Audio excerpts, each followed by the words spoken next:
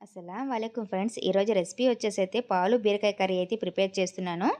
ముందుగా దానికోసం అయితే ఒక కడాయి పెట్టుకొని కొంచెం ఆయిల్ వేసుకోవాలి. ఆయిల్ హీట్ అయిన తర్వాత ఆవాలు జీలకర్ర వేసుకొని అవి కొంచెం చిటపటలాడించాలి.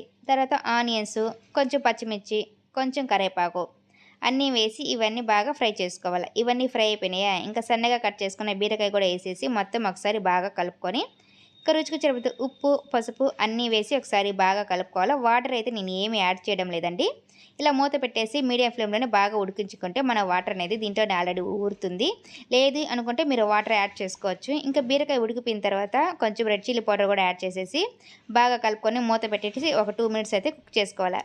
ఇంకా ఫైనల్‌గా 1 కప్ మిల్క్ అయితే యాడ్ చేస్తున్నానండి నేను. ఒక 1 కప్ మిల్క్ యాడ్ చేసి మూత పెట్టేసి ఒక 5 మినిట్స్ అయితే కుక్ చేసుకొని ఒకసారి బాగా కలుపుకున్నాం కదా! ఈ గ్రేవీ కన్సిస్టెన్సీ కరెక్ట్‌గా సరిపోతుంది. ఇంక ఫైనల్‌గా కొత్తిమీర వేసి దించేయడమే. మన ఛానల్‌ని ఎవరైనా ఫస్ట్ టైమ్ చూస్తుంటే సబ్స్క్రైబ్ చేసుకోండి ఫ్రెండ్స్.